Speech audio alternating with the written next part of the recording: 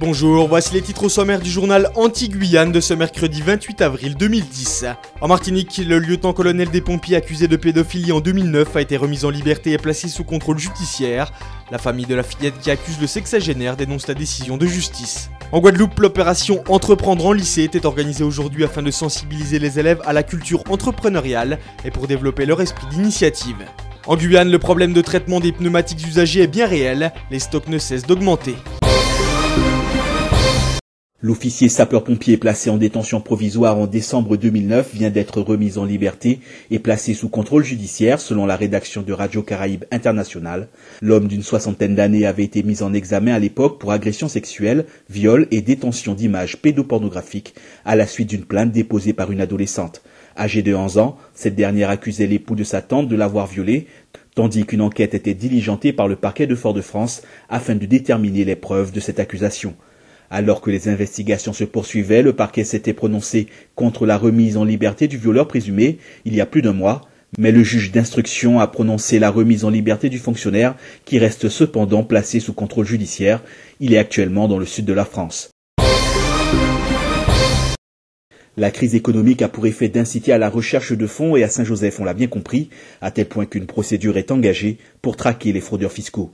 Ils seraient trop nombreux dans la commune, de l'avis même du premier magistrat, Athanase Jeanne-Rose, qui vient d'initier un plan d'action pour aller à la rencontre des administrés qui passent à travers les mailles du filet. La municipalité estime que 40% des foyers de la commune ne s'acquitteraient pas des impôts locaux, soit un peu plus de 4000 habitants sur les 18 000 que compte cette ville du centre de l'île. Alors, à terme, à Saint-Joseph, on espère récupérer plus de 2 millions d'euros après avoir recensé les habitations concernées. Sauf que cela ne se passe pas toujours bien sur le terrain. Les agents de la ville sont bien souvent les malvenus dans les villas où les propriétaires préfèrent ne pas répondre aux questions. Mais du côté de la municipalité, l'on est ferme et les responsables du service urbanisme se donnent 2 à 3 ans pour établir un listing complet des mauvais payeurs. C'est avec la collaboration des services fiscaux que sera menée cette opération, devant compléter considérablement l'assiette fiscale de la ville. Sensibiliser les lycéens à la culture entrepreneuriale en développant leur esprit d'initiative. La 8e édition d'Entreprendre en lycée présente les projets de création de 14 mini-entreprises élaborées par les élèves des principaux établissements de l'académie. L'opération constitue une véritable confrontation avec les exigences du monde professionnel et ambitionne de promouvoir la création d'entreprises. Chargé de mission au rectorat, Freddy Médéric voit en cette opération une manière concrète d'appréhender l'entrepreneuriat. Les sensibiliser à cette culture entrepreneuriale, savoir ce que c'est qu'une entreprise, de vivre une entreprise pendant une année. Et je pense que c'est le caractère ludique en fait qu'ils découvrent des compétences professionnelles dans ce domaine. Commercialisation d'accessoires de maroquinerie, vêtements personnalisables, coiffures ou encore gravures de plaques. L'opération résulte d'une année d'études de faisabilité sous la tutelle de commissions techniques et permet à chacun d'évaluer les avantages et les inconvénients du chef d'entreprise.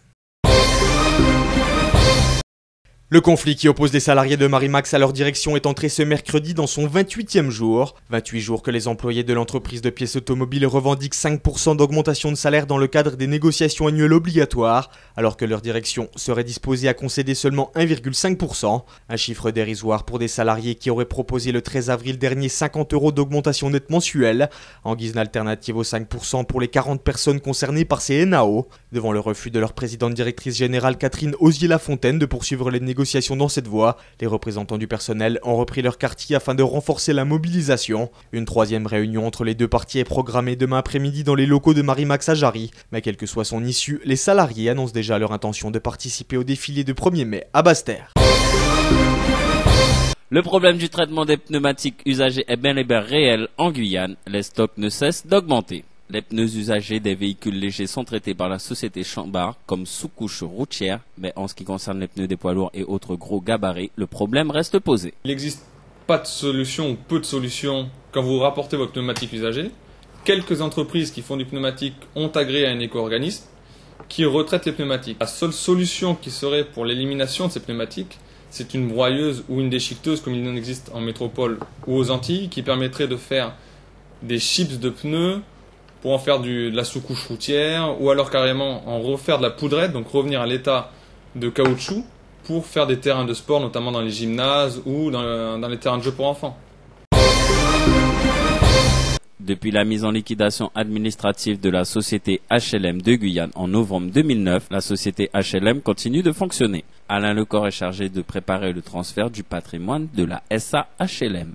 Ce transfert se faisant auprès de 3 sociétés qui existent déjà en Guyane et qui gèrent des logements sociaux également, c'est-à-dire la SIGI, la SIMCO et la SEMSAMA.